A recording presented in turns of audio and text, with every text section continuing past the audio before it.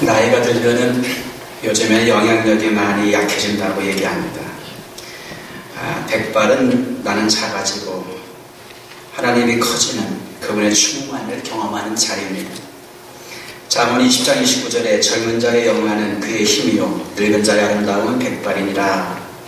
잠언 16장 31절에 백발은 영화의 별류가 아니라 이렇게 말씀하셨습니다. 은퇴는 정말 아름답습니다. 은퇴는 귀합니다. 그런데 오늘 우리 시대는 앞만 보고 달립니다. 너무 열심히 달리다 보니 뒤돌아볼 줄 모릅니다. 뒤에서 수고한 거 다 잊어버리고 목표만 쳐다봅니다. 나이 드신 분들조차도 나이 든 사람보다도 이렇게 달리는 젊은이들을 더 응원하고 있습니다. 그러다 보니까 어르신들이 혹시 자신은 젊은이들에게 짐이 되지 않는지라는 생각을 늘 갖습니다. 시인은 시편 71편 18절에 하나님이여 내가 늙어 백발이 될 때에도 나를 버리지 마시며 내가 주의 힘을 후대에 전하고 주의 능력을 장래 모든 사람에게 전하기까지 나를 버리지 마소서라고 구했습니다.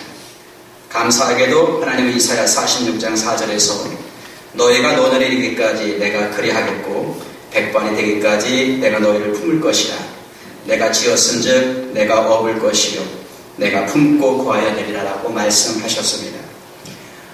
단장모님 은퇴 창하 예배에 제가 설교를 맡은 것에 대해서 저에게 큰 영광이며 어떻게 해서 저에게 이런 설교의 목이 붙여졌는가 생각을 해봤습니다.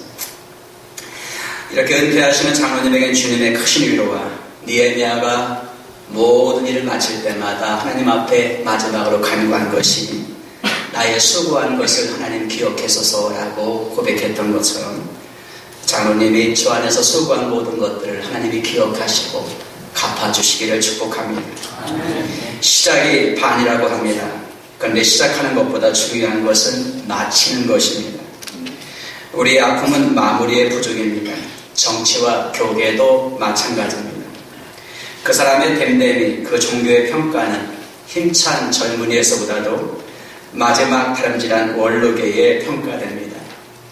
최근 한국 종교의 선호도가 불교, 카톨릭, 개신교 순으로 이렇게 매겨졌습니다.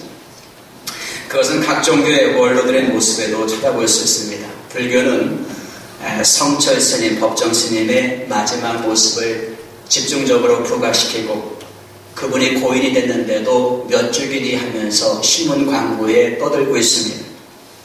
카톨릭도 마찬가지로 돌아가신 김수환 추기경을 다시 반복해서 회상시키고 있습니다.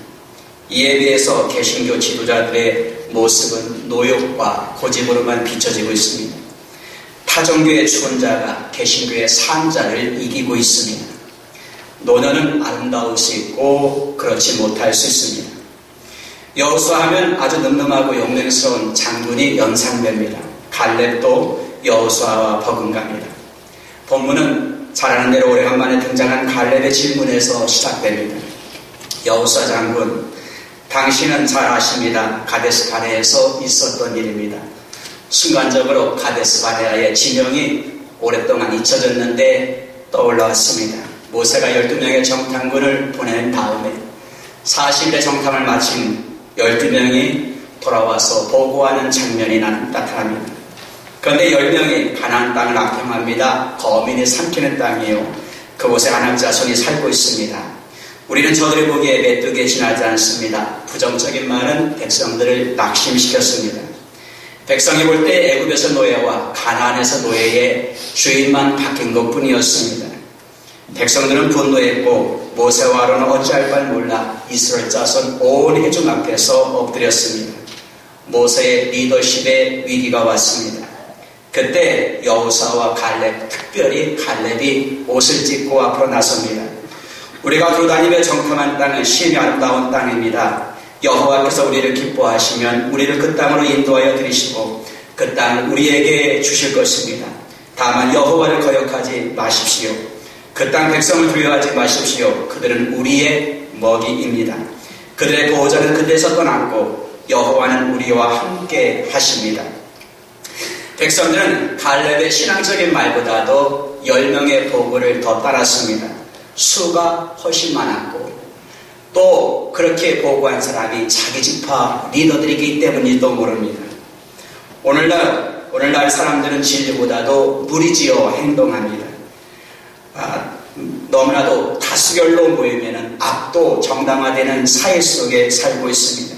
그러나 하나님은 그렇게 평가하지 않았습니다. 10명의 보고는 틀린 것은 아닙니다. 그러나 그들에게 가장 큰 문제는 그들의 보고 속에는 하나님이 없었습니다.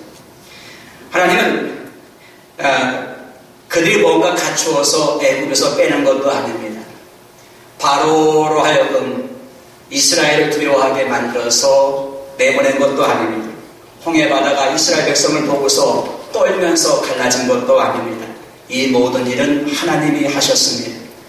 그렇다면 그들이 앞에 직면하고 있는 가나안 땅도 아무리 강대한 부족과 민족이 살고 있다 할지라도 여호와가 도우시면 능히 일할 수 있을 텐데 10명의 보고자는 자기의 경험과 지식만 가지고 보고했고 그 보고 속에는 하나님에 대한 신앙이 없었습니다.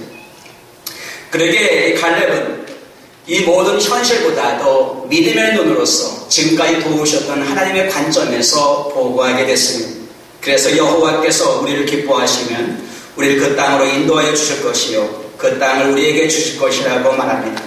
그러면서 다만 여호와를 거역하지 말자고 말합니다. 믿음이란 내 경험과 관점이 아니라 하나님의 관점으로 반응하며 나가는 태도입니다. 이스라엘에게 하나님은 진노하셨습니다. 이 백성이 어느 때까지 나를 멸시하겠느냐? 내가 그 중에 많은 이적을 행하였으나 어느 때까지 나를 믿지 않겠느냐? 내 영광과 애국과 광야 생활 내 이적을 보고도 이같이 10번의 나를 시험하여 내 목소리를 청종하지 아니한 그 사람들은 내가 그들의 조상들에게 맹세한 땅을 결단코 보지 못할 것이요 또 나를 멸시하는 사람은 한 사람도 그것을 보지 못하리라. 가나안 목전 앞에서 그들은 배회하기 시작했고 40년 동안 헤매는 그런 사람이 되었던 것입니다. 갈렙이 말합니다. 여호수아 장군, 모세가 저와 당신에게 말씀하신 거 기억하실 것입니다. 그때 제 나이가 40이었습니다. 우리가 성실하게 보고했고 하나님께 충성을 다 바쳤습니다. 그날 모세는 이렇게 맹세했지요. 네가 나의 하나님 여호와께 충성을 다했으니 네 발이 닿는 땅은 영원히 너와 네 자손의 땅이 되리라. 이제 제 나이 85세가 되었습니다. 그러나 모세가 저를 파견하는 그 시절처럼 여전히 이렇게 건강합니다. 그때나 지금이나 같아서 싸움이나 추위에 감당할 수 있으니 이 산지를 지금 내게 주십시오. 거기에는 아낙 자손이 살고 있지만 하나님이 도와주시면 여호와의 약속대로 그들을 몰아낼 것입니다. 거기에 대목 가운데 그때나 지금이라는 단어가 나옵니다. 이 단어가 제 마음속에 확 와닿습니다. 그때나 지금이나. 세월이 흐르면 변합니다. 몸이 변하고 습관이 변하고 마음이 변합니다. 세월이 흐르면 제일 변하는 것은 용기인지도 모릅니다. 전에는 힘찬 호랑이 소리를 바랐었는데 이제는 아무리 크게 질러도 고양이 소리처럼 들려지고 힘찬 독수리처럼 날아갈 것 같은데 이제는 오리가 되기 쉽습니다. 그런데 갈렙은 여호수아에게 헤브론을 요청하고 있습니다. 헤브론은 아낙 자손이 살고 있는 지역입니다. 10명의 정탐꾼이 그 사람들을 보고서 성실치 못한 보고를 드렸던 곳입니다. 그런데 그곳을 달라고 얘기합니다. 어느 누구도 꺼리끼는 곳입니다. 모두가 피하는 곳, 가기 싫어하는 곳을 갈렙이 나섭니다. 그 모습은 늙어서 자리를 열어놓는 모습이 아닙니다. 나이를 들어서 노역을 부리는 것도 아닙니다. 모든 지친 지파에게 용기를 심어주며 잃어버린 꿈과 비전을 캐스팅하고 있습니다. 경험과 지혜는 연륜에서 나옵니다. 은퇴하시면 장로님은 어떻게 지내실까 고민할 것입니다. 모든 것에 손을 떼는 것이 낫겠다. 그래서 교자나 교우들 그리고 많은 이에게 누가 되지 않으려고 삼가 조심할 수도 있을 것입니다. 그런데 노년의 삶은 모든 사람들에게 방향표가 됩니다. 한 교회의 영적 수준을 드러내는 평가도가 노년에서 나타납니다. 그래서 동방교회에서는 노인을 최고의 존경의 대상으로 섬기고 있습니다. 왜냐하면 그곳에 지혜가 있기 때문입니다. 오늘 은퇴식에 그동안 수고한 장로님 하나님이 이 받으실 영광스러운 예배가 되기를 축복합니다. 하지만 저는 장로님에게 어떤 내용을 권면하는 것이 가장 좋을까라는 내용을 갖고 기도했습니다. 그런 가운데 제가 최근에 읽었던 한 가지의 이야기가 생각나서 이 권면의 이야기로 주님의 말씀을 마치려고 합니다. 이것은 남부 캘리포니아의 유명한 대학의 한 교수의 고백입니다. 그는 오클라호마의 지역 출신의 미국 원주민 키오와족의 출신입니다.